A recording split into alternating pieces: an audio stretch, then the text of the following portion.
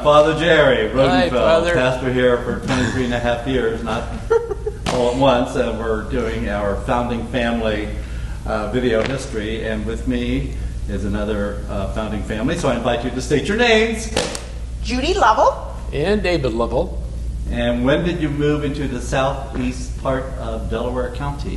1973. And what parish were you members of at that point? St. Paul's. Over in Westerville. Were you involved over there? Or? Yes, because our children were there in school, so consequently, like I was a lunchroom mother. Oh, okay. Okay. All right. So it was more through the school than through the parish. Sure. What was your response to a priest coming from Gahanna to New Albany to say a Sunday Mass for the Catholics in New Albany, which started about 1982? Were you informed about that since you were in Delaware County? No, sir. Okay, so it was only the people closer to New Albany. So you didn't know anything until the parish was starting in 1983? Tried January 1984.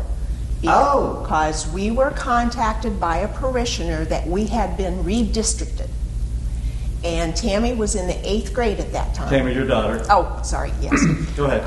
Tammy was in the 8th grade, and we told the parishioner that we would register as soon as she graduated because we didn't wanted to put that in jeopardy that she was in the 8th grade at St. Paul's in Westerville. Oh, okay. Okay? So we did sign up May 1984. 84, after she got out of 8th grade. Correct. All right, and Randy is older? And Randy is older, he's our son, and he was at St. Charles. Oh, okay. All right.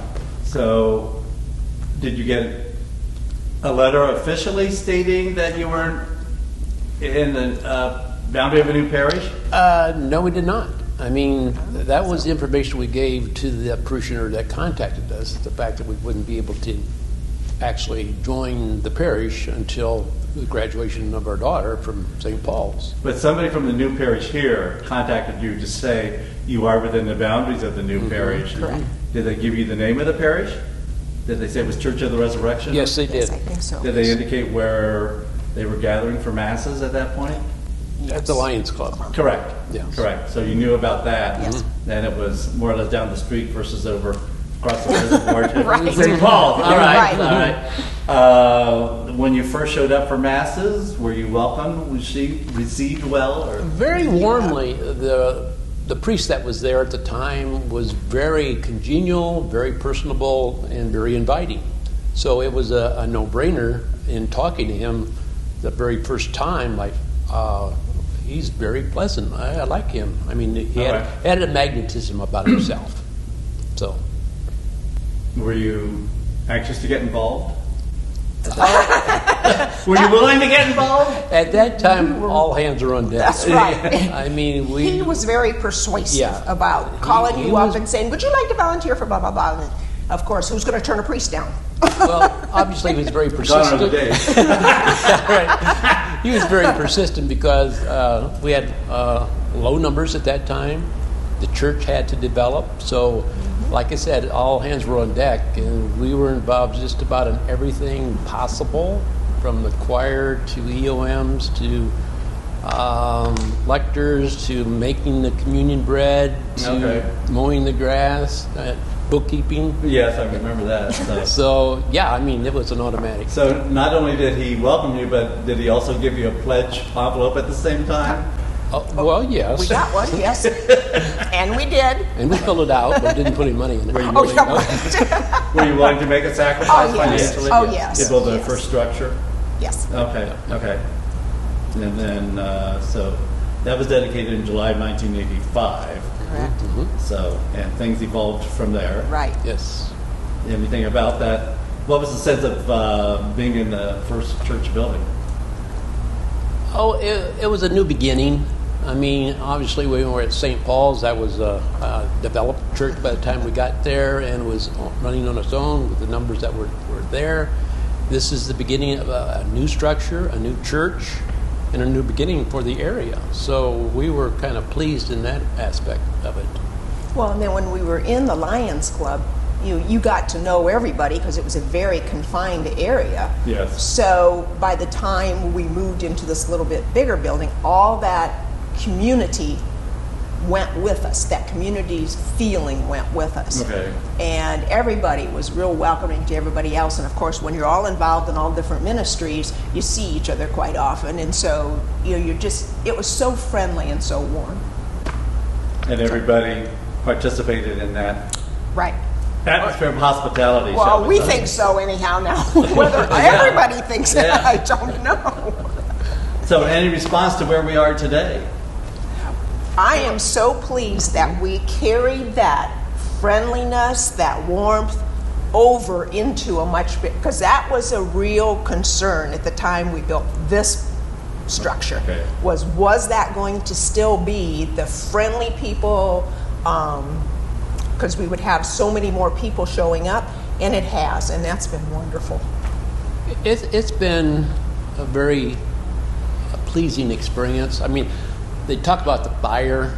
It was originally developed at the church at the beginning, and it was a very small congregation. Everybody was close. Everybody knew each other. And then we realized, okay, we're going to be considering and building a larger structure, and that means more people. But the fire remains. I'm very satisfied, even to today, at this present time, that it was kept in the source of community. Everybody knew one another, and they developed that need for each other. I mean, we were close in regards to St. Paul's, for example. I mean, you really didn't know that many people. And since you grew with this one from the beginning, you had that contact with the people ongoing. And the people that came in were in need of connection.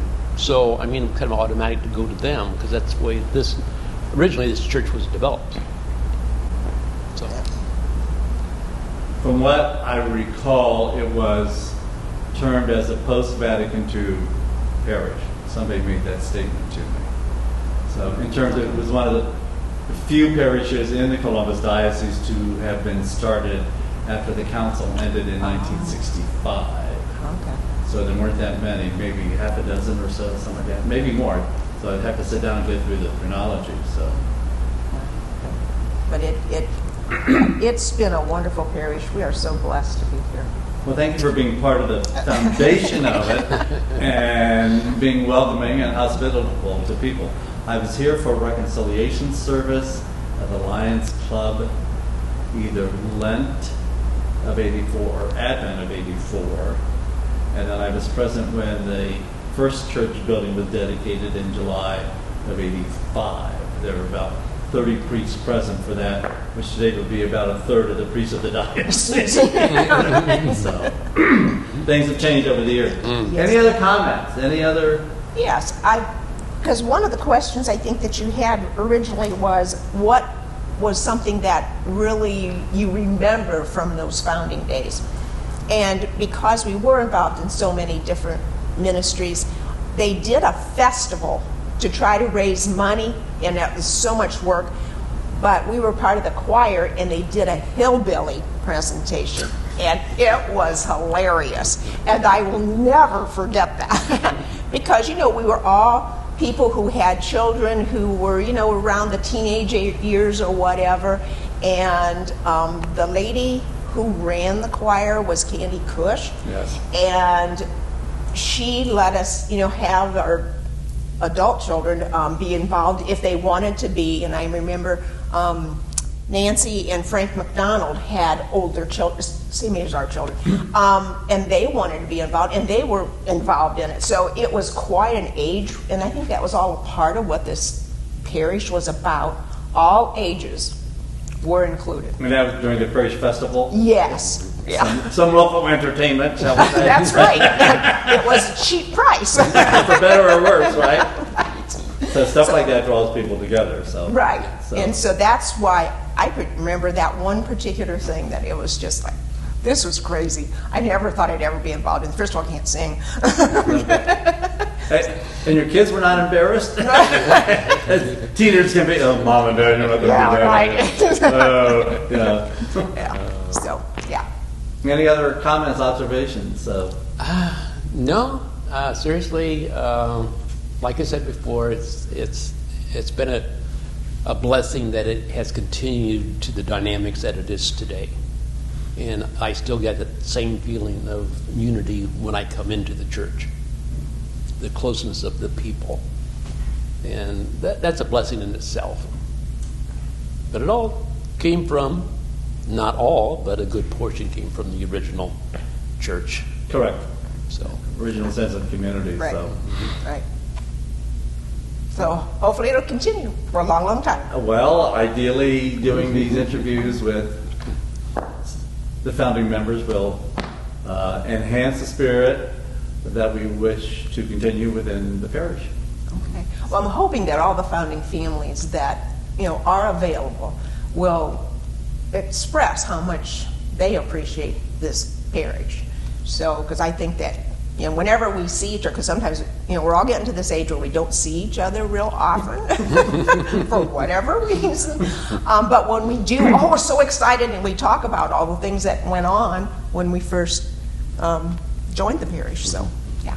My family were founding members of St. Gabriel Parish back in 1952, and I was age 6, so I don't have that much recall of all that went through, all that happened in starting a new parish and adult leadership, etc. But I remember some of the activities of having a talent show or a crazy skit or something like that to get people involved, and my parents were involved in all that kind of stuff. So. Oh yes, I'm sure they were. So, all right, thank you. Thank you, Father. Thank you, Father, very much for doing this. We really appreciate this. Well, we want the legacy to continue, so. Okay.